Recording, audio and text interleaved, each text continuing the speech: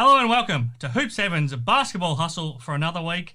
And once again, we've got no shortage of things to talk about from the world of the NBL.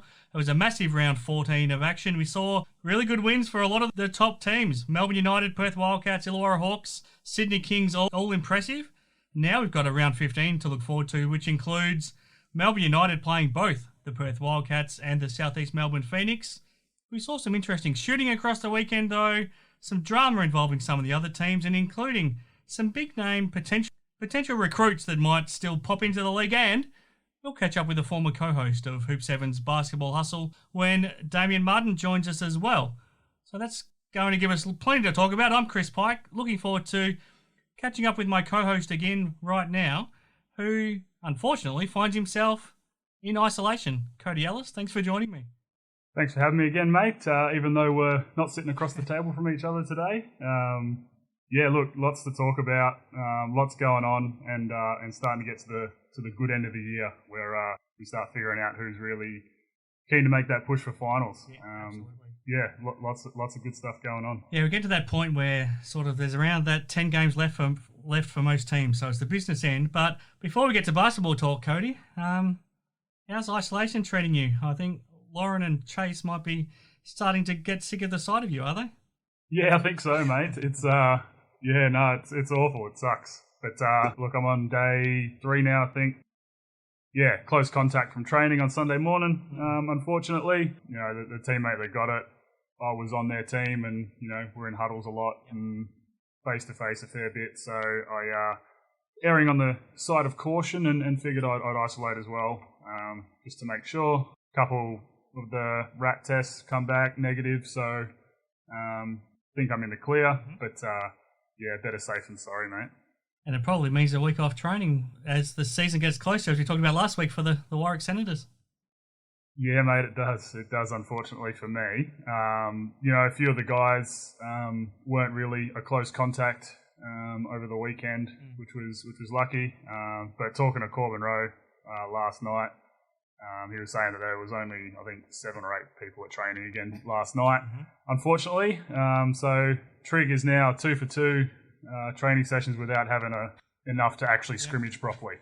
Not a good start, but that's all right. We'll see what we can do, man. Well, I was going to ask, we spoke last week about if potentially you might actually get to see your head coach for the first time, Luke Brennan, and you did get to have 1 session with him, or 2.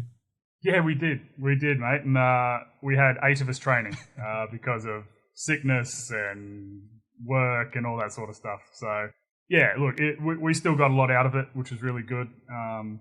Even without being able to go 5-on-5, there's still so much you can do with 8 players. So we still got a lot out of it. And from all accounts, they did last night as well. So it's gonna happen to every team. And it's going to be the team that handles it the best that comes out on top towards the end of the year, I think. Yep, absolutely.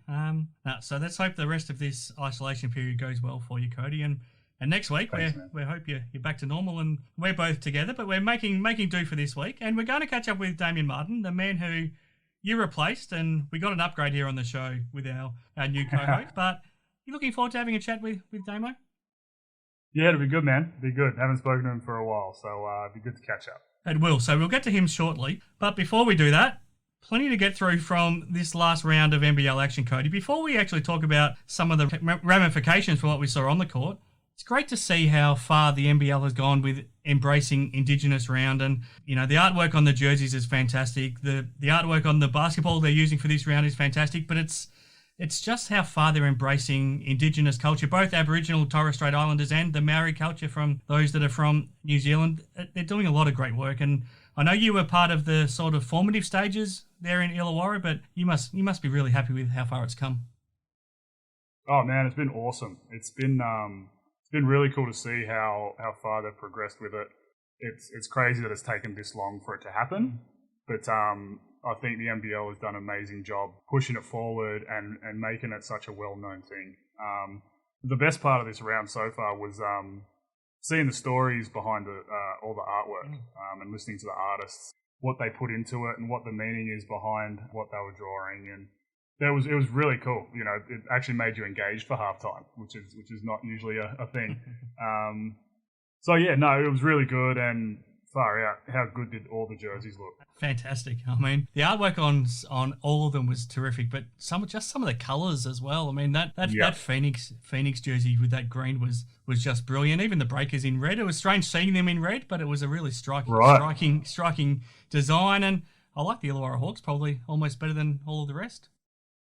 Oh, for sure, man. Like you said, the colours on them are amazing. They certainly stood out, every single one of them. Even seeing the Kings in kind of a different colour was really odd. You know, I'd turn the TV on and be looking from afar and thinking I'm watching a different game. But no, it was awesome, man. And it's going to be really cool to see how they keep progressing in the future. The biggest part of it is that you can see how much it means to the players that have some sort of an Indigenous link. And I spoke to Keanu Pinder about how much it meant to him, and he was just so excited about embracing it, and he loved the chance in their pre-season when they were led by Nate Jawai, went up on a trip as a team to up his hometown, and Keanu talked about how he would love to take his teammates up to Derby at some point and show how he used to live, and we heard Boali Bales talk about how much it meant to him as well, and for it to be a sign that there's a future there for an Indigenous player. You can make a career out of basketball, and there's some real role models there for them to look up to now. That's probably the biggest thing to come out of it. Oh, absolutely. There's, especially in the basketball world, there's so much talent in those communities that just doesn't get seen or doesn't get given the opportunity. And, you know, I think that having those role models in the NBL is huge for them, because it gives them that pathway, and it shows that, you know, they can make it there, you know, if they do work hard and have the right opportunities. The NBL doing this will also give opportunities where they probably weren't. So I think it's massive, man, and I think it's going to be huge going forward. And it's really good to see the players embracing it. Absolutely. Even on a local level, your connection at the Warwick Senators, you do a lot of fantastic work with the Indigenous youngsters coming through there too. Yeah, for sure. And look, I was lucky enough to be part of us having, I think, the first Indigenous jersey in the SBL when it was. Yeah. Oh, like just listening to the stories about the artwork on it and getting to meet the people who are responsible for the jerseys, and just hearing those stories, man, it's something that we don't hear enough about, and it's something that should really be so ingrained in everyone's mind, and it's awesome. It's really good, and I'm glad that it's reached the NBL now and it's pushing forward. Absolutely. As for the action on the court, Cody, before we talk about some of the games in round 14, are you willing to say right now that it's probably just a battle in 5 for those top 4 playoff spots? I mean, you look at the records: Melbourne United on top at 13-4, Southeast Melbourne 11-6, Perth Wildcats 10-6, Illawarra 11-7, and the Sydney Kings 11-7. There's then a 3-game break back to Tasmania, and then it drops off further from there. Is it a race in 5? Yeah, I think so. I can't really see any other team pushing for that top 4 right now.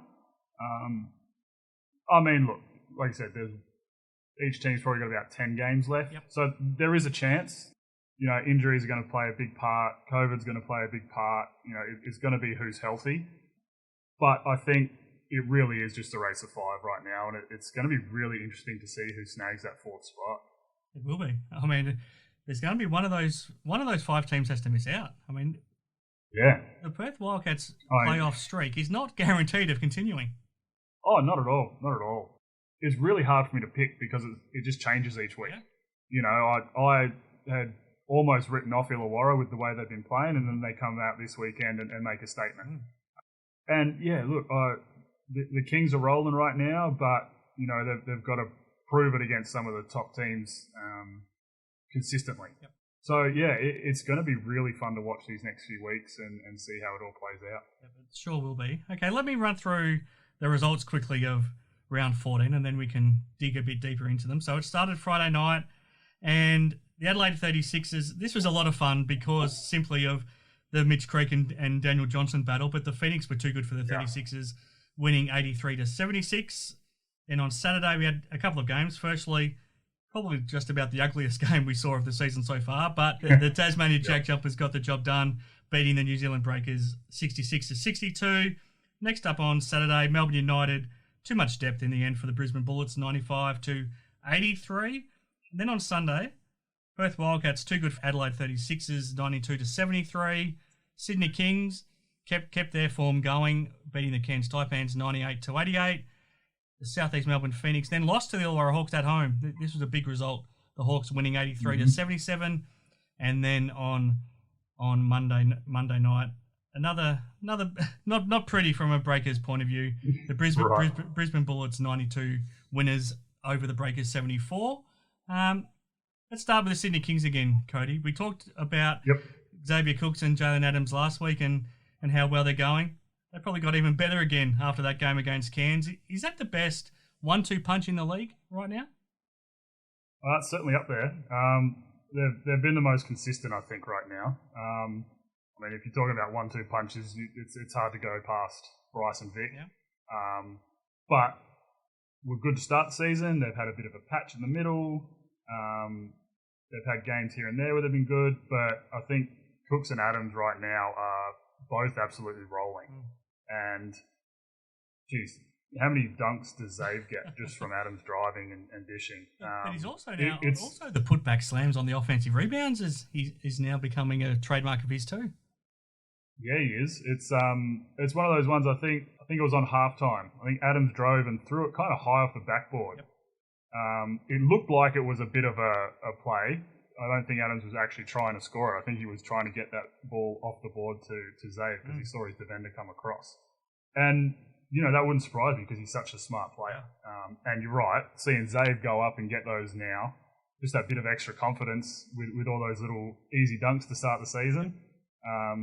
Now he's dunking everything, and it's scary because he's athletic, he's long, he can take the contact. I really like watching those two play. It's been a lot of fun. Oh, it's so much fun. And their performance against the Taipans, Cooks finished with 23 points, 13 rebounds, 5 assists and 5 blocks. Jaylen Adams, another 21 points, 4 assists. And when his three balls falling, as we've talked about, he's pretty much unstoppable. So he went 5 of 7 from 3. But just on Xavier Cooks, I mean, it's only his body that's let him down the last couple of years. And, you know, it was only back in 2019 when, before he got injured, he was named in the Boomers team for the World Cup. So he's been highly regarded for a long time. But if he keeps this up, there's been a lot of talk about this lately.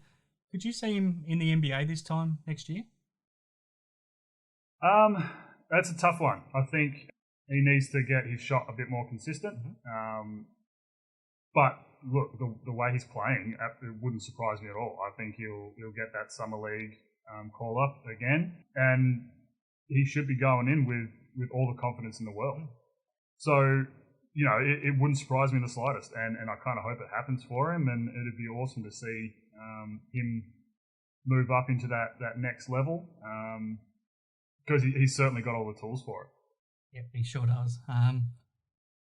Maybe the most fun one-on-one battle of the weekend was back on Friday in Adelaide when two old teammates, Mitch Creek and DJ, went at it. They thrived on the matchup against each other. They trash-talked each other all night, and in the end, the Phoenix got the win just because Mitch Creek had a bit more help than DJ did. But, you know, Mitch finished with 29 points, 7 rebounds, 5 assists, shot 12 of 18, and DJ, 31 points, 8 rebounds, 4 assists. He shot 10 of 13 as well, 4 or 5 from 3. That was a lot of fun. Oh, it was awesome, and it started the round off really well, especially the shooting, and then it kind of all went downhill from there after that. But yeah, look, I don't know whether they met before the game and said, look, let's just let each other go out and get 30 or what, but there wasn't a whole lot of defense played between the two of them on each other. But it was so much fun to watch. It was awesome. They were both scoring in all different ways. You know, DJ went 4 for 5 from 3. Creaky went 3 of 7. So both shooting the ball really well. And both had really good all-round games. And it was good to see DJ come out and, I guess, gain some confidence, I think, in himself again. And he was scoring the way DJ scores, you know, his old way of playing, where I think he's trying to force it a bit too much this year instead of letting the game come to it. But, yeah, it was good. Chirping at each other all game, and that's what you want to see. That's what you want to see. And you're right. Phoenix ended up just having too much firepower for them, which is what we figured would happen, and that's something that a top 4 contending team needs to do is put those teams away, and they did that. Absolutely. Another person I wanted to get your thoughts on. I think we all thought MiKyle McIntosh, what we saw from him in the first half of the season was that he almost looked like a player out of his depth in the NBL, and It was tough to see what his real strengths were because he was getting in foul trouble a lot and wasn't proving himself a good defender. He couldn't really find a way to score. He couldn't shoot the ball, and he didn't really look like he was a fit at all. All of a sudden, over the last 5 games, he's just about been the best player for the Jack Jumpers, and that game on Saturday where both teams were shooting the ball absolutely horribly. I think they combined for, 8 of 60 from three-point land between the Jack Jumpers and the Breakers. McIntosh was the difference, and I'm not sure why or how he's turned it around, but he certainly has. Well, he was. He really was the difference, and he's been really good these past few rounds. Probably past 4 or 5 games. Yeah. He's been really good, and he's turned his season around. And I really think that's got to do with Scott Roth and the coaching staff there in keeping that confidence in him. I know they came out saying that they'd had a talk to him earlier in the season saying, look, you need to turn this around, otherwise, you're on the next flight. Mm-hmm. Which is, that's the nature of the beast in professional sports. But I think even in doing that, they still instilled confidence into him and said that they want him to be part of their team and part of their rotation. And it's paying dividends now because he's tough to stop. Yeah. He's shooting really well. He's got that little mid-range, that little step back that's really tough to guard, and he's strong. He's so strong. Yeah. So he can finish through contact. He's taken it to the rack tough.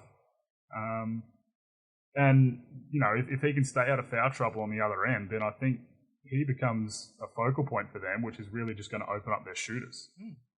Yeah, I mean, it's been a remarkable turnaround, and I'm happy for him. He seems like a genuinely good guy, and he seems like he's embraced being there a lot. It was just a matter of finding his feet and I guess staying out of foul trouble and just finding a way to play in this league, and he's certainly done that. But we touched on the shooting in that game. It was a trend right across the weekend, and I've got no idea why it was, but I'm interested to get your thoughts because across the weekend, firstly, across the whole season, teams are shooting over 32% from 3, but this weekend they went 94 of 338, so under 28%. Yes. Some of the games were pretty horrible, including that one between the Jack Jumpers and the Breakers, but we also saw 15 to 56 in the game between the Phoenix and the Hawks as well on Sunday, which was, it was still a thrilling finish. It was still a great game, but neither team shot the ball particularly well. Any theories behind why, or is it just one of those coincidences? I think it's one of those coincidences, man. I don't think there's any rhyme or reason as to why the shooting numbers were down across the board. The new balls wouldn't have made a difference, do you think? Look, I don't know. I don't think that it's tough because I'm not sure what ball they use, like whether it's a fresh ball or if it's something that's been worn in more so during the season. Because these would have been fresh, I get that. But it's still the same ball. I don't think that should be too much of an excuse, but it was. The shooting was shocking. The Jack Jumpers and Breakers one was ugly to watch, and that was tough to get through. Well, they just both kept firing away as well, and not good shots either. It took the Jack Jumpers, a centre and I think he's a development player, to make their first one and break that seal. Yeah, right. It was Big Jack Perry who came onto the floor and he hit a 3 just about as soon as he stepped onto the floor. It was amazing. He broke their duck. I think they were 0 of 18 before that. Yeah, and it was funny listening to the commentators. As soon as he looked like he was shooting it, they were all just like, "Oh no, not again!" And then he cashed it, and they're all up and about. But yeah, look, it was just poor shooting across the board. That happens. The ball may have had something to do with it, but I don't think you can really make that excuse because it's the same basketball, really. Just might not be worn in as much, but those basketballs fresh feel pretty good still.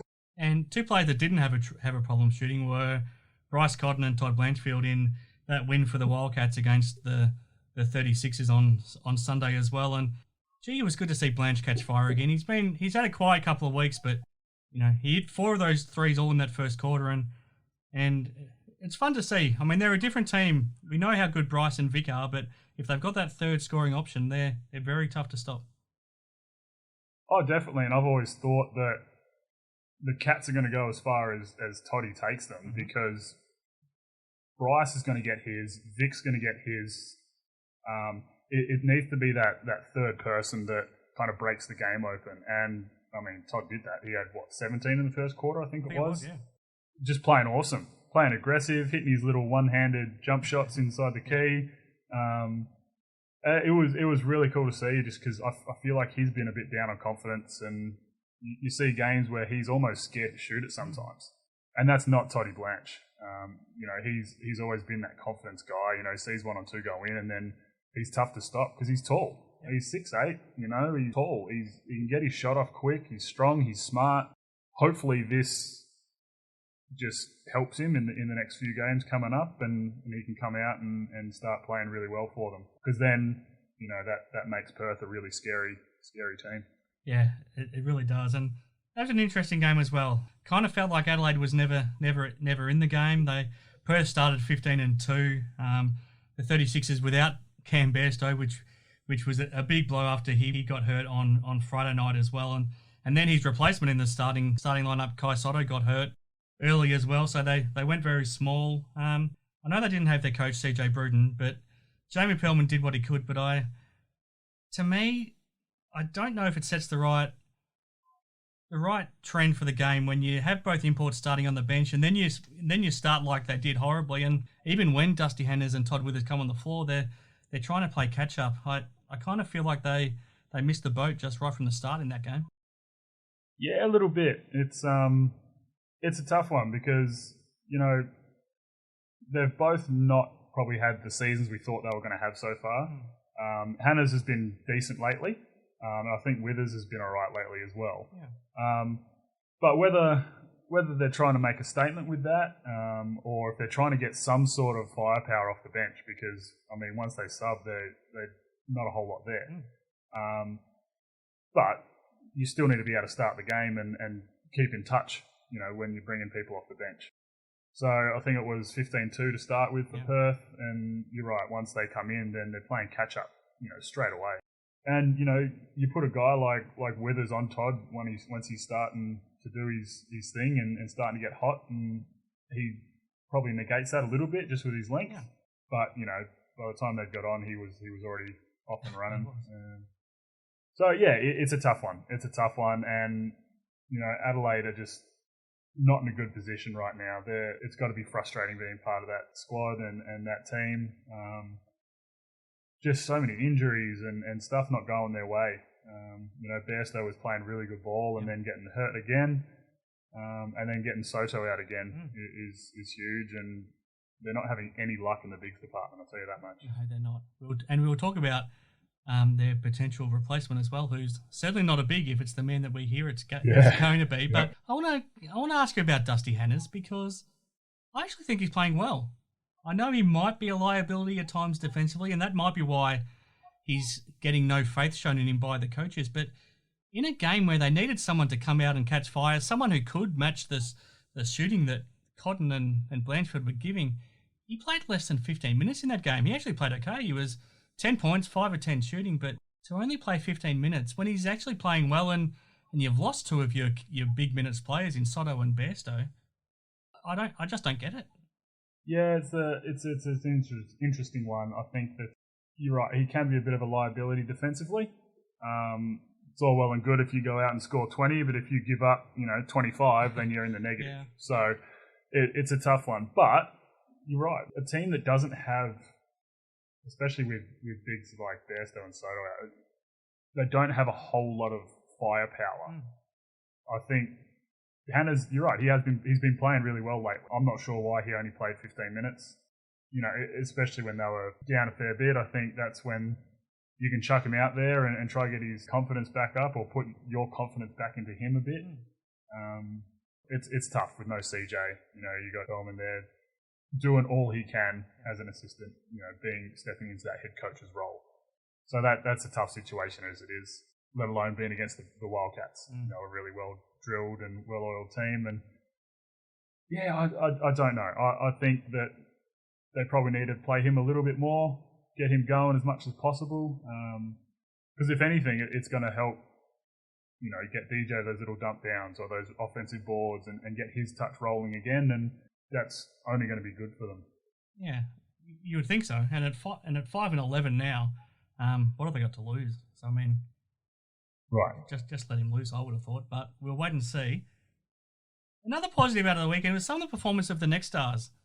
Probably the only positive right now for the New Zealand Breakers is the form the last couple of weeks of Ousmane Dieng. I mean, we saw him early in the season and perhaps similar to MiKyle McIntosh, he looked like he wasn't ready for playing in the NBL. He looked out of his depth, but he's now finding his feet. He's finding his confidence. He's found his shot as well. We know how athletic he is, so he's playing really well. Tom Digbeu got a couple of more minutes for the Bullets and showed some good signs, but Ariel Hukporti, he's now, speaking of finding his feet, he's now the perfect backup option to Joe Luala-Jewell there for Melbourne, and that's as your 2-5 man, that's pretty impressive and intimidating. And the other one I wanted to touch on was Justinian Jessup. He's now an all-round package. We saw him last year, and if he wasn't shooting, he really offered nothing. But he's now a pretty handy all-round player. He's a much better defender, much better passer, much better rebounder. So it's good to see the Next Stars starting to do some good things. Yeah, for sure. And, start of the season, I think all but, Jessup kind of looked out of their depth a little bit. Yep. Hukporti wasn't playing a whole lot. Digbeu wasn't playing a whole lot. And you're right, Dieng would come in and not do much, so he wasn't playing a whole lot. I think being thrown in the deep end has been nothing but good for, Ousmane there. He's such a smooth player. He's got length, he's got height, he's athletic. And I think he reads the game fairly well for his age. I think people kind of mistake, the way he plays for him being like super casual. But I think that's just his demeanour and, how he plays the game. He's going to be really good in the future if he can keep working. And he has. He's shown that he can play in this league right now. His little cross and step back to a three has worked a bit for him. I don't think he needs to rely on that. I think he should be one trying to get to the rack and dunking on people. Absolutely. But I think that's going to be, as his body matures, I think that's going to be something that he can put into his arsenal a bit more. Yeah, but if he can hit that at times, it makes you have to respect his outside shot. So in turn, it makes it easier for him to end up getting to the rack. Oh, absolutely. And, if he can shoot that three at, between 33, 36%, somewhere between then they have to actually come and guard you, right? While that's not really good shooting percentage, people have to respect that. It's respectable, yeah. He's long and athletic enough that he's going to be able to get by because he's going to have either a smaller 3-man or kind of slower 4-man guarding him. So he's going to be able to get to the rack, and I think that's going to be good for him later. Digbeu, I actually really like what he's been doing recently. I thought he was pretty good the other night.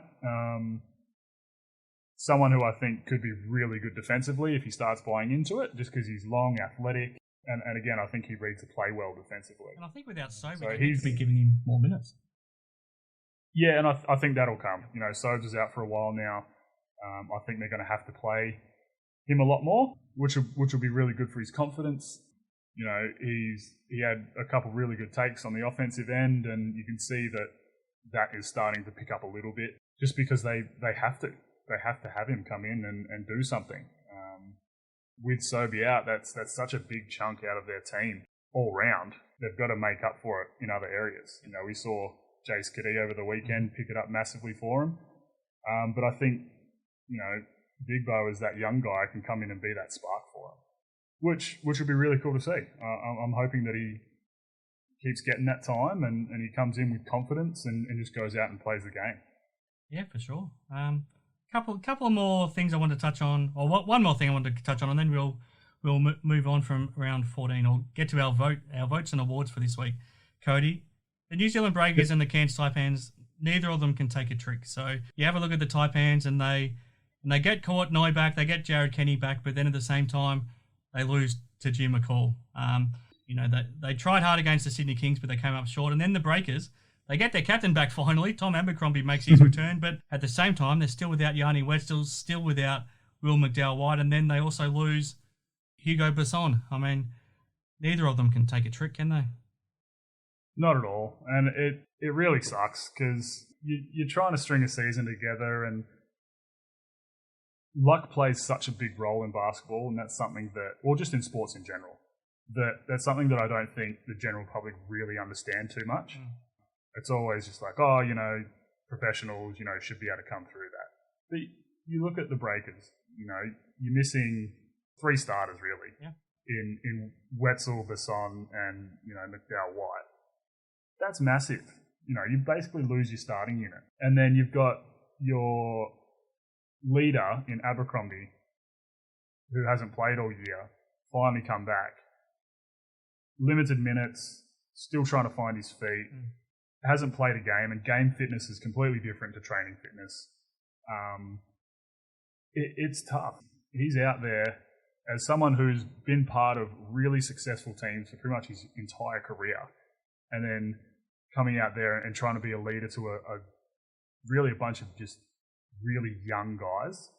It's a completely different look for him, something that he probably hasn't really had to do yet. And again, it's different playing the game out against another NBL team than, talking people through it at training and that sort of stuff. So that's really tough. Good thing for me is seeing my guy Rob Lowe play and being effective. Yep. And I think that first game they played against the Jack Jumpers, I thought he was really good. He was. And when he was out there, he was making things happen. Whether it was, setting good screens and getting guys open, or setting that screen, rolling, getting through the lane and opening up a wing, or getting that little dump off and that finish. And then he didn't play for the last 6 minutes of the game. And, that's where the Jack Jumpers kind of ran over them a little bit.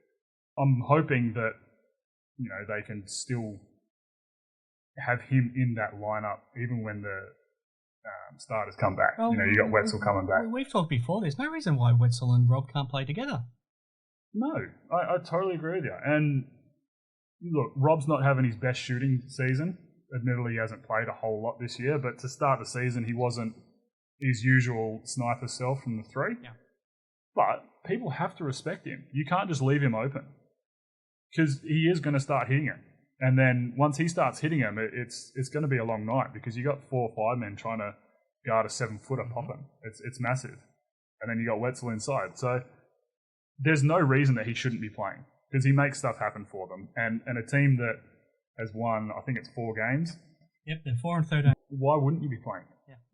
He's out there making stuff happen. So hopefully he can stay in that rotation. And yeah, it's been really good to see him back out there and contributing. Yep, totally agree. Okay, Cody, that's been a lot for us to dissect. When we come back, though, we'll be speaking to the one and only Damian Martin.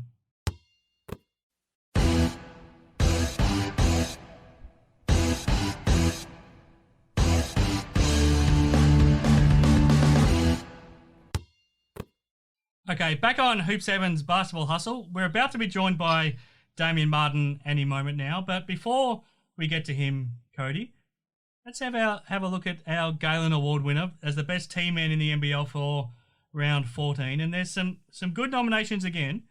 Now, every time I've said this before, when I've thought there's an obvious choice, it's ended up never going towards that person. But again, I think there's a standout candidate here, but I won't influence your decision. So I'll run through the list I've come up with. I thought Isaiah Liafa came up with 2 really good performances again at both ends for the Phoenix. Jason Cady stepping up huge now without Nathan Sobey, especially as a leader more than anything with the Brisbane Bullets, but also his shot got going when they beat the Breakers on Monday as well. Shea Yelly, he's already been nominated twice, but I think we have to keep putting him in there because of everything he's doing for Melbourne United. Mitch Norton, I thought he was really important for the Wildcats against the 36ers. Xavier Cooks, for everything we talked about before, I think he has to be in the mix. And 2 players at the Illawarra Hawks, both Xavier Radden-Mays and Antonius Cleveland. Tyler Harvey had a horrible game. against the Phoenix. Yes. 1 point he had, and that came in the last minute of the game. But Ratton Mays and Cleveland were huge in making sure that they beat the Phoenix and got that important road win. Does one person jump out at you, or is it a tough decision again, Cody?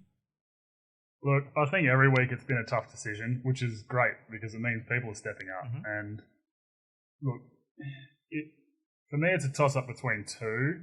Well, really, it's a toss-up between this whole list again. Yeah. But, hard to look past Zave just because of everything he does. Mm-hmm. He's done that so consistently now that, that becomes the norm for him.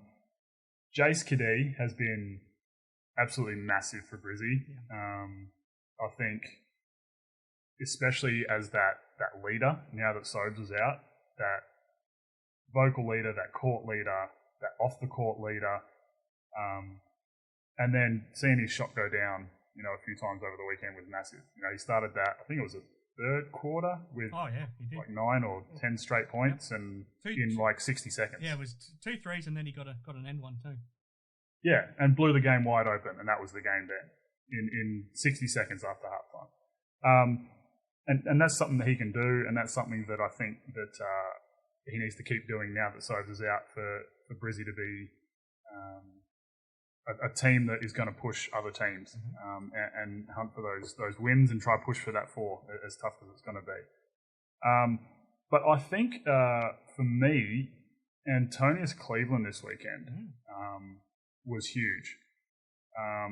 He finished against the Phoenix. I think he had 16, 7, and 3, which are all really good. But it's defensively for me that that he stands out. I think again, like we've said in all of these awards, diving on the floor, getting in lanes, doing all those little things, and I guess all that little 1% of stuff that doesn't show up in the stat sheet that helps teams win games. And I think, while Rathan Mays was massive for them as well, I think he had 19 on really good shooting. I think Cleveland was a big reason why they got that huge win over the Phoenix. Yeah, I totally agree. And Ryan Gorgon as well, post-game, he couldn't have spoke more highly of what Cleveland did, and he felt Cleveland was the difference as well. It's the energy though, isn't it? I mean, it's what he does to get his hands in those passing lanes and dive for the loose ball, and then to turn it into breakaway dunks like he does, which turns games. And he also spent time in that game guarding Mitch Creek, which is no small task, but he did a pretty good job with that too. He did. And, while this isn't a Defensive Player of the Year award, we'll leave that to Damo. He does. He just changes the game completely for them. And, for a team that's struggling on that end of the floor, I think he needs to be that anchor for them and be that leader. And I think he's starting to do that more and more as we're seeing them play throughout the season. And, they kept a really high firepower Phoenix team to 77 points, and he was a big reason for that. So, yeah, he would be my nomination this week. Yep, Antonius Cleveland is the winner of the Galen Award for this week. Again, you've made a really good point. I initially thought Jason Cady, but you've sold me. Yep. You've sold me, and I'm very happy with Antonius Cleveland, but still happy for Jason Cady. We've always known how well he can shoot, but now to get 9 assists, which I think is a career high for him, and to be a leader on that team, it's great to see. But he'll have plenty more chances to get nominated for this award. So we'll go with Antonius Cleveland for this week. And as you said, we'll leave the Damo Award to Damo, and let's chat to him now.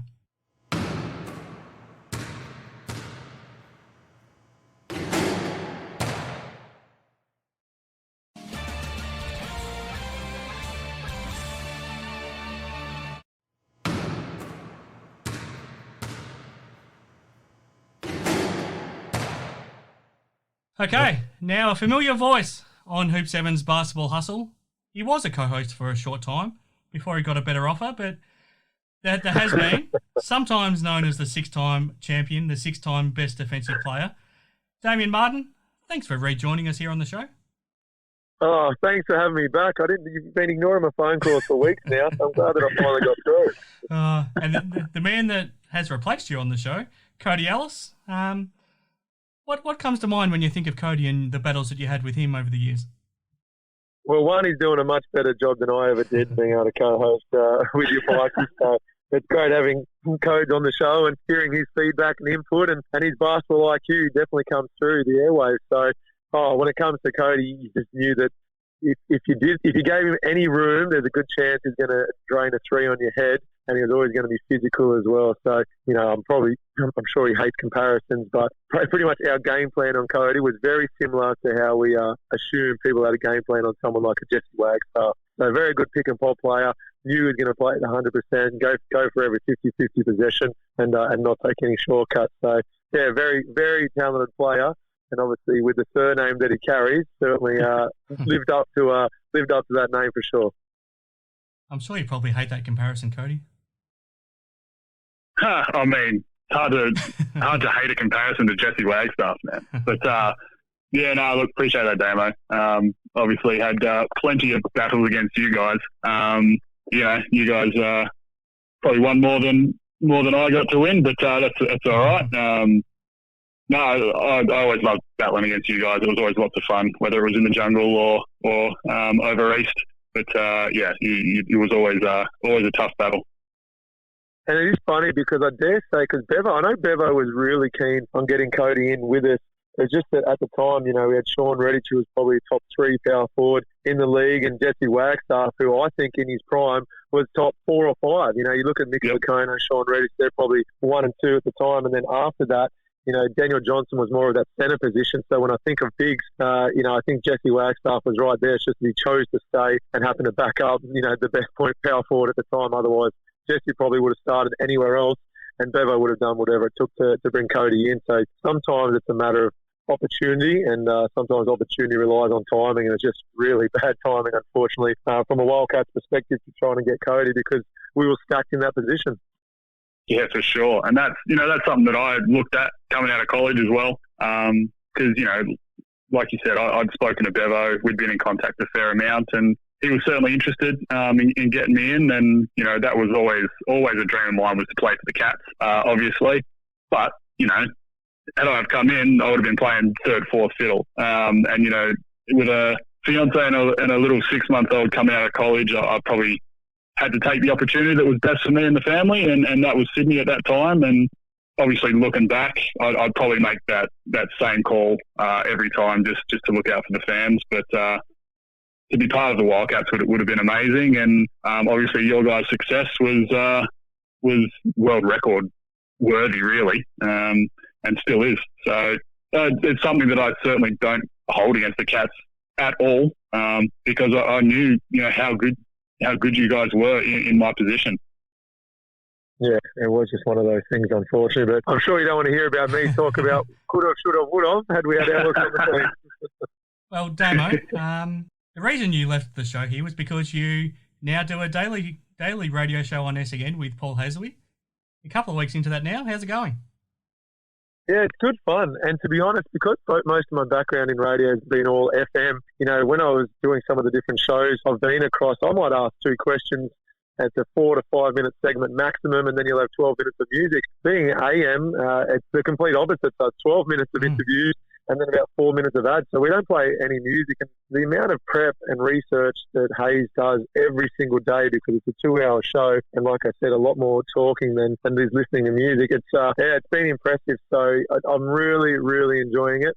The team over at SEN have been fantastic, just trying to help me and guide me as I learn the ropes of being involved in that style of radio. And I think, as well as anyone, Pike, don't point out an AFL player and ask me what their name is, because I'm all basketball and rugby league. And all of a sudden, we've got of the 2 hours, a decent hour is dedicated to footy, and not just the AFL, but waffle. So I am trying to speed up my knowledge in the AFL and waffle communities, because right now I just ask a lot of questions to Paul Hasley to try and cover myself. But like you said, we're 2.5 weeks in. I think I've run out of all my AFL knowledge, so we'll see how long I can hold on. Your studio is also at Optus Stadium, isn't it?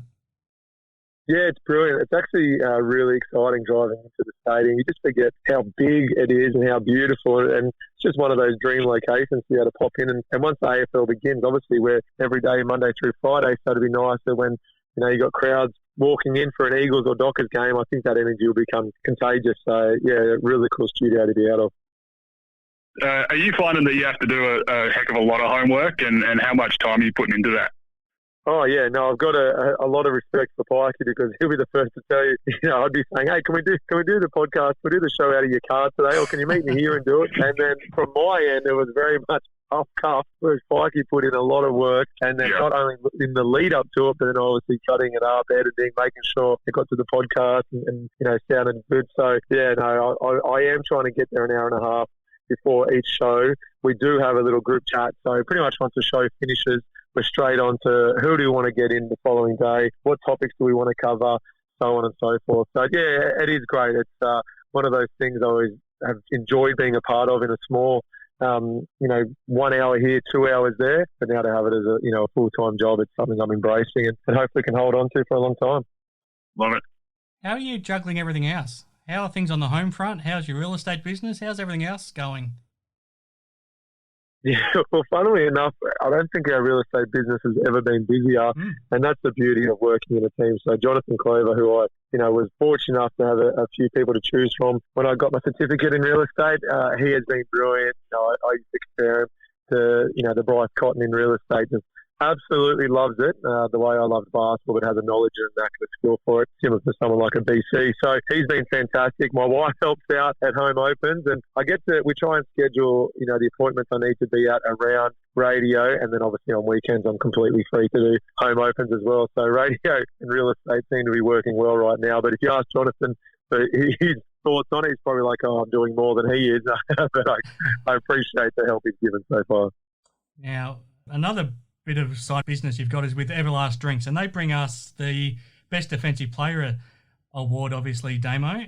You got some votes for us as well this week. Why don't I let you tell us who stood out to you defensively in round 14? Well, there was actually a lot. To be honest, of all the rounds, this was probably the toughest because Melbourne have 3 or 4 candidates. Defensively, they have been brilliant. And you look at JLA, you look at Shea, when Delhi's not getting weekly votes, someone else must be putting in a great performance because, funnily enough, with how the voting's going, Delhi probably won't win the Defensive Player of the Year award in my voting, but I still regard him as a top 2 or 3 defenders in the league.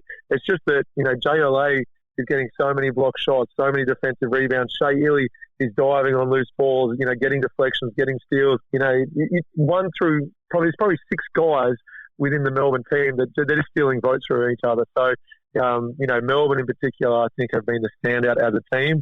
And I just feel like week in, week out, I've got to give someone some points from them. And obviously, I gave two players the points this week in Illy and JLA, but that's not to say that some of those other guys haven't been incredible. And then Xavier Cooks, he just continues to impress. I think he has been fantastic. When he signed with Illawarra, everyone thought he was going to sign with Illawarra. When he signed with Sydney, obviously had some injuries in and out, still managed to make an Australian team, then more injuries. He right now is, I believe, a top 6, top 7 player in the NBL, and he's doing it at both ends.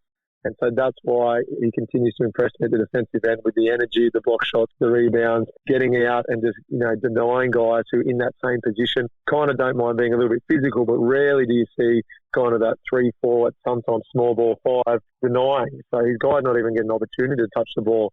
And I just think he's been brilliant again. Happy with that, Cody?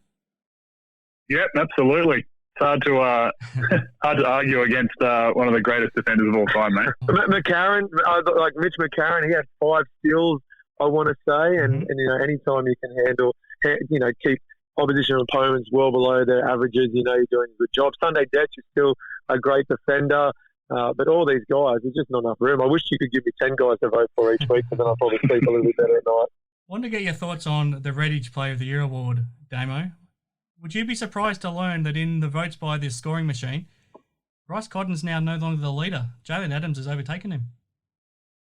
Wow. Well, yeah, it's incredible. I think it's probably more so to the point that he can only do a 3-2-1, and Vic Law has flat out balling as well. And we saw Toddy Blanchfield explode for 17 in that first quarter. So in Sydney, Xavier Cooks and Jaylen Adams have been amazing. I don't really know a third guy that's stepping up on a consistent basis. Obviously, Martin is very, very good, but Adams, since joining the league, credit to Sydney for standing by him through all those injuries when they were out of the top four. A lot of people were saying, no, we've got to replace, we've got to bring someone in. He is a special player, and that, I know it was a few weeks ago now, but, that matchup against Perth, it was the Coddon versus Adams show. Could have gone either way, but they are fun to watch, and Adams is a big reason why they'll play, I believe, playoff basketball. Mm-hmm. Want to get your thoughts very quickly, Damo. Massive Thursday night game to kick off this round to come. Melbourne United at home to the Perth Wildcats. What are you expecting? Look, in recent years gone by, Perth have been doing really well when playing over in Melbourne. I'm not entirely sure what it is. It usually is around about that top of the table clash. So it might just simply be a case of that. So I think the Wildcats looked rejuvenated a couple of days in their own bed, hit the road again, but they finally had a good start and managed to go on with it, despite still showing some weaknesses with the rebounding. But their style of play, when you've got four guys out, you are, unloading quite a few threes. They're rarely going to dominate a rebound count with their style of play, but with the talent they've got, they can shoot it at a good clip and put points on the board quite quickly. So if there still is an Achilles heel, it was originally their starts, which they hopefully will continue to begin like they did a few nights ago, and what was it, 15-5 beginning. The rebounding, I know Scott Morrison addressed that, and at times the defensive lapses, but they've still got enough potential and lethal weapons offensively that they're simply going to outscore teams. And don't get me wrong, they can play D when required, and I think we're going to see the extremes against Melbourne, who I regard as the best defensive team right now. I think Perth will take it to another level at that end, and instead of it being a high-scoring game, I think you see it played in the 70s, maybe the low 80s, and in the end, I'm biased. I'm going to go ahead and say the Wildcats are going to get it done, but this is a huge test for them because they have had a little freshen up a few days at home, so there's not many excuses not to go out there and play their best. It's obviously massive for them to get to come home. Jesse Wagstaff lives around the corner from you. Have you been able to lay eyes on him? Have you been able to see him? Yeah, I finally saw him this morning. So we were dropping our daughters off at school. They're in the same year. So to see Jesse, and I can confirm that he has changed face mask in those 10 weeks. He had a new one on today. So I think he was great. He's looking fit. He's healthy. A mental freshen up at home, and he was excited. So he was heading to the airport about an hour after school drop off. And, 3 more games on the road, and then boom, they come home and close it out with 9 home games. That's just incredible. If they can get 2 out of 3, 3 out of 3, then, that minor premiership is something that becomes very realistic and will be the goal, but no bigger test than Thursday night against a team that is playing some great basketball. That first home game's against the Breakers. Are you on the microphone for it? Will you be back on our TV screens? Yeah, we'll be calling some games. I'm not entirely sure whether it's Sean or I doing that first one, but I think we're both chomping at the bit to finally get back to RAC Arena and watch some basketball. I know it's only 50% capacity right now. Who knows what will happen in the next few weeks, but just to finally be able to get out there and watch the Wildcats at home is something I'm very much looking forward to, regardless of whether I'm behind the mic or sitting in the stands with my kids. It's been fun catching up again, Damo. We'll have to let you go. Have you got one more for him, Cody? Just a quick one, Damo. Don't have to go too far into it, but just obviously different style with the Cats this year, with new head coach and all that sort of stuff. What are the big things that you see that are completely different compared to like your Wildcats teams with Trev at the helm? With Trev, we kind of knew that if it was a kick ahead, and if there's a kick ahead to say a Bryce on one wing, or if Nordo happened to be out running the lanes, or Tariko White, if it was a kick ahead, we backed them every single possession, regardless of time to score, essentially, to go and make a play, whether they want an on-ball screen, wanted to go one-on-one, a pull-up 3, or get on the ring. If it wasn't a kick ahead, or we did and there was nothing on, then you could pretty much guarantee we were going, to our flex system, which meant we were then going to utilise that middle 10 to 12 seconds with some movement before going into either a post play or getting it to Bryce late in the clock or whoever it may have been. Whereas right now, it's typically 4 out, 1 in, and at times 5 out, a bit of small ball, on-ball screens, utilising some individual talent, and then finding the shooters with the spacing they create. You're seeing Nordo playing the dunker spot, and he just dominated that. He was brilliant in their last game. Bryce is the facilitator. It's just a headache because you don't know who to leave now because of where they're positioning players and the way Toddy shot it, obviously, as well. So it's free-flowing for longer parts of the shot clock, and that's where it can be fun to watch, but also sometimes we don't flatten out the offense if we don't roll it into a post. So I'd love to see us play a little more inside out But in saying that, it's hard to criticise the offense when they're doing as well as they are. And, Vic, Law, Bryce, Coddon, those two, I believe, are first-team All-NBL. And then it's Toddy, Blanchfield, Travers, Jesse, Nordo are the ones that are, that third, fourth player playing their roles to the best of their ability. But they're tough to stop at the offensive end because of that spacing, because of that individual skill set. And there still are rules. Some people say it's kind of a bit willy-nilly. It's not. Everyone understands their role within that offensive structure. I love it. They're complete extremes. Obviously, Trev's worked and the style of play, worked for that team we had. This one, a slightly different team, and guys are embracing it and their roles within it. So it's amazing that you can have complete opposites, but still function. Right. Yeah, look, for me, just outside looking in, it seems like they are trying to be more of that potent scoring team, whereas you guys just had that bias on defense that they don't seem to have this year yet. I think they've got the personnel to do it. You guys would be able to just drag a game and make it really tough to put points on the scoreboard. And I think that's something that the Cats probably need to do if they're going to be a legit contender. Like I said, they've certainly got the personnel to do it, but I think they've just got to have that bit more of a buy-in. Yeah, and because when you're in the flex, you've got two bigs or two players on the block, which means you've got your rebounding principles. So you've got your two rebounders regarding what position they are. The guard is always going to, run back through the elbows in case there's a little tip out. Two guys back on safety. When it's 4 out, 1 in, or potentially 5 out, you're not there if the ball goes through the hoop to have a big immediately on the ball, which, a la Jesse Wagstaff, Matty Knight, John Redditch in years gone by, and then a guard picking up full court because we're now seeing the point guard having to get back on safety purely because of their location on the court when the shot goes up. So because of the offensive spacing, it does influence our pickup points defensively, and I think we're seeing a little bit more half-court defense opposed to that, attacking style, run and jump with the 4 men making reads if they want to go and press. We're not seeing as much pressing after a score. I used to love, I don't know if my teammates loved it, but I used to love calling some presses immediately after a score, even if we had close about it in a timeout. And it's a bit hit or miss, don't get me wrong, it didn't always work, but we're not seeing that as much right now, whether it's something they keep up their sleeve, whether it's something Nordo starts calling out, but it's just one of those things I have noticed. If it's not a free throw, we don't really get into anything after just a score.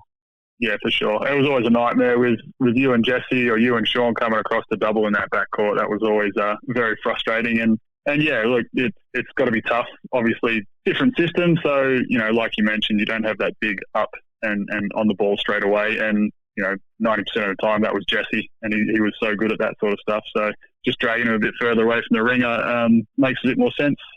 But yeah, man, I mean, look, they're still lots of fun to watch. And I think, like Chris and I mentioned earlier in the show, if Todd can use this weekend as a bit of a confidence boost and keep going and be that third scorer for them, I think they're a dangerous team. Yeah, and I love that they kept going back to him. Todd's one of those guys that, because he's really good at spacing, he's so impatient. It's not flex where he's going to come off that pin down after he cuts through. At times he can just be out there.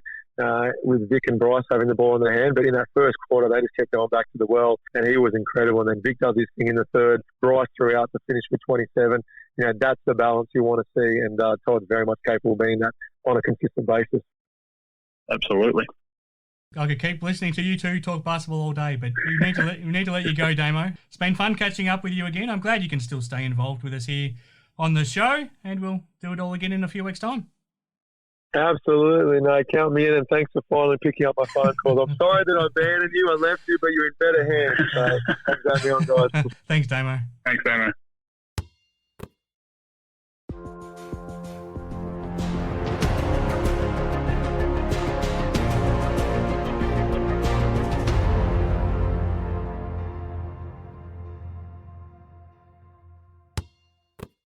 Okay, back on Hoop 7's Basketball Hustle, and I hope you all enjoyed Damian Martin's return to the show. Sound like you enjoyed catching up with him too, Cody. Yeah, it was really good. I think last time I saw Damo and had a chat with him, he was the celebrant at one of my best mates' weddings, just small little wedding in Corbin Row. So yeah, that was a few years ago now, so good to catch up with him. Just in case he didn't have enough on his plate already, he's also a celebrant. He is. Now, before we get to the round 15 preview, Cody, we've talked a lot about who or if the Adelaide 36ers should bring in an import. I'm kind of the opinion now at 5-11 with 12 games to go, it's a waste of time, to be fair, and a waste of money. Mm-hmm. But interested to get your thoughts, because it now appears that if anyone comes in, it's going to be Casper Ware. What's your reaction to that? Yeah, I mean, that's someone that, to be honest, I didn't even think about. Kind of came out of left field. But, you know, like we'd mentioned, I don't know if a guard is what they need, but if you've got a chance to get Casper Ware onto your team, you'd take it, right? I think he can be good for them in that you can put Mitch McCarron off the ball, you can put Sunday off the ball, you can put Hannahs off the ball, and have Casper as that ball handler, and then you've got threats everywhere else. So, look, I think... It does mean some of those guys end up spending more time on the bench, though, in turn, doesn't it? Right, it does. But, you know, I think guys like McCarron, Sunday's been pretty good this year with it, but guys like McCarron, I think, need to be that scoring threat, and I think playing him off the ball more is going to make him that. Look, if they do get him, it's got to be within the next day or so. So it's got to come quick. This week. It has to be for this game on Saturday. So it'll be interesting to see if they get him in, or if it's one of those things that they did what they could, but couldn't quite get it over the line. And it's something that they're probably looking future as well. So, you know, if Casper comes in, finishes off this season, and then looking towards next season as well. That was going to be my point. Like, I don't think they can save this season, but if you bring him in, do you also sign him for next season and say that we're starting to plan for the next season right now? Yeah, and I think that's probably what they're doing. You know, that obviously means that one of those guards is probably going to get the boot, and again, nature of the beast, it'll probably be Hannahs being that import. But I mean, they've got to finish the season out. Have to finish the season out. I think it's certainly time for Hannahs to keep showing what he can do, and they've just got to keep hooping and keep building, because you know you don't just write the season off and say, we'll start again next season. It's building that culture. You know, hopefully CJ is back at the helm now and can get the team humming again and back into his system properly and moving forward and taking steps forward, rather than just writing the season off completely, because you can still get better. As you can appreciate, he's in isolation still. I think he's due to get out on Friday in time to coach on Saturday. So fingers crossed for CJ. Awesome. And fingers crossed for their sake that Casper's there. If he's going to be there, then it has to be for this week, like you said. But before that, Cody, let's get to Thursday night. As we talked about with Damo just before, this is a massive game. Goes without saying. Grand final rematch. Melbourne United at home to the Perth Wildcats. What are your thoughts? Yeah, there's going to be game of the round, I think, to start us off again.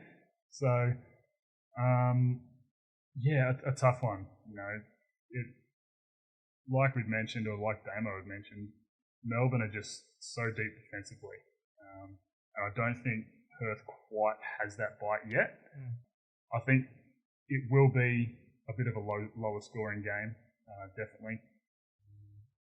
But I do think that I'm going to go against Damo this time and say Melbourne win that one. It's tough to see anything else. They've won 5 straight. They're 2 games clear on top of the table. So they're rolling. Yep, they are. Friday night, Cairns Taipans back at home. I hope they get a couple more bodies back as well, because at no point this season has Adam Ford got a full team for any game. But if the Tasmania Jack Jumpers want to stay in the top 4 race, they have to win, and they probably have to win just about all their games from now on. They do, and I think they've kind of taken a little bit of a step back. Well, not so much a step back. I think they've kind of plateaued a little bit and hit probably their peak of where they're going to play at.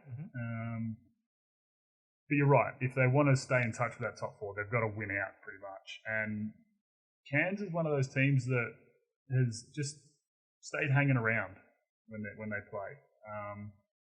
You know, they've had a game here or there where they've been blown out, but most of the time they're kind of in that area to win it going into the 4th quarter. Obviously, they need some bodies back, because it's really tough for them right now. But I think Tassie do get that one done. But it's a bit of a danger game if they're certainly trying to make that push for the top 4. Yeah, no, it sure is. And I think Cairns beat them up there early in the season as well. A couple of games on Saturday. This is an interesting one. Brisbane Bullets at home to the Wildcats, who we'll get to it shortly, but they're in the middle of playing 3 games in 5 days this weekend. They are.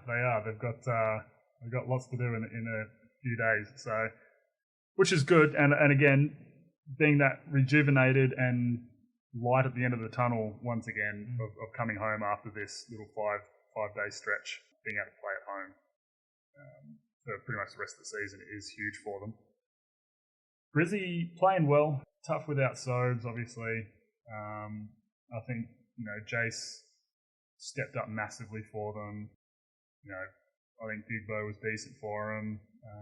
And then guys like Franks and, even Big Ty was all right. He started off the season better than I thought he was going to be. Had that injury and is kind of not really gotten to that same level again, but he's been decent for them. I think the Perth run over them a little bit, flex a bit of their muscle. I think Bryce probably goes off because I don't think they have anyone that can stop him. Good luck tipping this next one. It's at the old Adelaide Arena, and I assume that means there'll be no fans there unless they do let some 36ers fans in. But that's a bit unfortunate for the Breakers if you're trying to get them to call it a home game. So it's the Breakers against the 36ers. Both of them have lost their last 4 games. Yeah, toss of the coin here, mate. It's a tough one. It depends on which New Zealand team shows up, and it depends which Adelaide team shows up. And probably also who's healthy for both teams. Well, that's it. If New Zealand can get 1 or 2 of their starters back, then they're a tougher team. Abercrombie with a game under his belt now. Look, I think Adelaide gets this one done. Yeah, I don't really see anyone that can stop DJ. No. And then I think their guards are just too good for the New Zealand guards on the offensive end. And guys like Macca and Sunday are going to give Peyton Seaver some troubles, even though he's such a good guard. Just those 2 bigger, stronger bodies, I think, will wear him down over the game. So I think Adelaide get that one done. Yeah, you'd assume so, but as you said, who knows with those two teams. Sunday, triple header again. So it starts. This is an interesting one. As we talked about, the Jack Jumpers need to keep winning, but so do the Illawarra Hawks. So this is another tough one to tip. Yeah, they do. And, last time these 2 teams played, Tassie knocked down, 22 of 42 or something like that from 3. Yep. Look, that gym in Wollongong is a shooter's gym, but that's crazy. I can't see them doing that again, or even coming close to that again. I think the Hawks should run off with a bit of confidence with that win over the weekend, and I think they'll get that one done if they're serious about making the top 4. Now, this will be a real good one. We know the rivalry that's naturally there. The South East Melbourne Phoenix up against Melbourne United in another throwdown. Yeah, again, just another toss of the coin, man. This is a tough one. Phoenix playing decent basketball. I think a bit of an anomaly against the Hawks, but I also feel like they struggle to be able to guard the top 4 teams. So when they come up against another really good squad, I think they struggle to stop them from putting points on the board. And I think that's where they'll run into troubles come finals. Again, I think Melbourne United just flex a muscle and put them away. It'll be a good one. Last up on Sunday, this is an interesting one. We saw these 2 teams play this past Sunday, and now they head up to the far north, Queensland, and the Taipans up against the Red Hot, and again, the fresh Sydney Kings. This will be their first game in a week, and they come into it on a 5-game winning streak and still trying to break into the top 4. Yeah, any chance we can get Lousy on the microphone up there, or well, we tried. We're going to keep pushing for that. All we can do is try. Yeah, look, Sydney are one of the hotter teams right now. Their issue is that they were a fair way back of that top four. So now that they've strung a few together, they're playing really good basketball, yet they're still not quite cracked into that top four, which I think is probably a good thing because it keeps them on their toes and it makes them realise that they need to keep winning to be able to make up for that slower start to the season and to be able to be an actual contender in the league. I think Sydney just have too much firepower for Cairns. I think Cairns will put up a heck of a fight, but I do think the Kingies will get that one done. It's hard to see them not. Last game of the round, Monday, back down in Hobart, New Zealand Breakers hosting the Wildcats, and this will be, as we've talked about, the last road game of the season for the Wildcats. They'll come back after this and play 9 straight games at home. Yeah, and this is a danger game for them. Third game in 5 days, like you said. Hopefully they can stay healthy through those first few games. But going up against a depleted Breakers team, hopefully they have a few more players back. But this is one that they could very easily overlook and look to going on that home stretch. So hopefully they don't come out slow and sluggish, like they've been known to do a few times this season. I think they eventually get it done, but they don't want to hang around with the Breakers for too much because they're still a professional basketball club. They can still get it done. Pre-season, I thought the Breakers might be a chance at the top 4. Yeah, absolutely. And with their roster, they probably could be if they were all healthy and all that sort of stuff. But I think the Cats need to make sure that they take this one seriously and step on it from the very start. But I do think they get it done. Just quickly, if Wetzel's back for the Breakers and there's no Hodgson for the Wildcats, is that a danger sign for the Wildcats? Yeah, definitely. It certainly is because Vic's going to have to see time on him. Yeah. And the way Wetzel plays is, he's super aggressive. And Vic's not looking to foul and be in foul trouble, so he has to come off the court. I think Majuk will do a decent job on him to start with, but Juk doesn't play a whole lot because he can't because of his injuries. So I do think that if he can come in and he'll be a danger point for the Cats. They might have to start playing some of the younger boys, some of those younger bigs. Maybe Jack Purchase actually gets some game time after. Possibly, just that bigger body. Yeah. All right. So that's a lot to look forward to, Cody, and that's been a big show for us to get through. I hope everyone's enjoyed tuning in. Thank you to Hoop 7 for making it possible once again. Check them out at hoop7.com.au, or if you're in Perth, head to their store on Murray Street. Well, I hope everyone enjoyed it. Damian Martin joined us. I hope you enjoyed Cody Ellis's insights. We'll be back again next week, and hopefully you'll be out of isolation, Cody. Hopefully you'll be back to normal, and we'll also catch up with Rob Beveridge. Yeah, man. Sounds good. Hopefully see you face-to-face next week. Look forward to it. Thanks once again, Cody, and let's look forward to round 15 in the NBL.